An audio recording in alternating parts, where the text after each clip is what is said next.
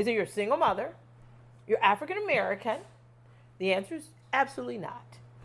They don't know the backstory of how hard it was to get from A to Z. So you had a lot of obstacles, a lot of challenges, and then you still decided you want to give back even more, and you started the Money Matters for Youth Camp. What inspired you to start the Money Matters for Youth Camp? Well, I started it was 29 years ago now. And I was reading the Wall Street Journal because reading is always, you look at successful people in the Wall Street Journal. So it's something called Rich Kids Camp. And I was like, Rich Kids Camp. And it was $10,000 to go to this camp. This was 30 years ago. You had to pay $10,000 to go. And then you had to give $10,000 to your child to invest. And your parents had to have, I forgot how many assets, like 25 million. That's back in the day. I think now it's like 100 million. And the camp costs, I forgot how many thousands. But they still put it on this Rich Kids Camp. But everybody who's going to the camp didn't look like me. I said, oh my God, they're teaching financial literacy. But I looked at I said, oh, I can't send my kid to this camp. I said, oh, I'm going to create one then. And that's why I created one for $50.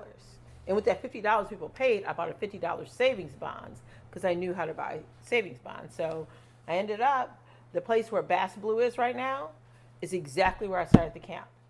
So there was a museum, and I just got about 50 kids together and just did the same camp. And I got a limousine company that volunteered their time.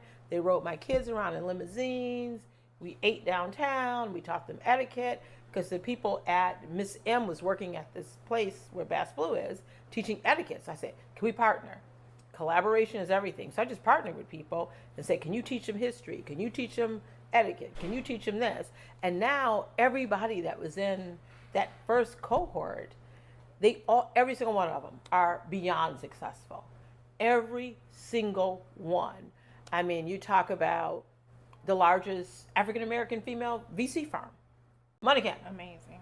You talk about another technology company, and it was the other day, it was like, okay, Gail, making 60 million doing this, MoneyCamp. So I look at all the people that came through that camp back in the day. Yeah. One called me, he's like, yeah, okay, I'm buying the rights of this patent. I'm buying the rights of this. I'm buying the rights of this. I'm like, wow. So the thing is, I send the elevator back down to the next generation so they could rise higher than me. But youth are like Kodak film. All they need is exposure and development.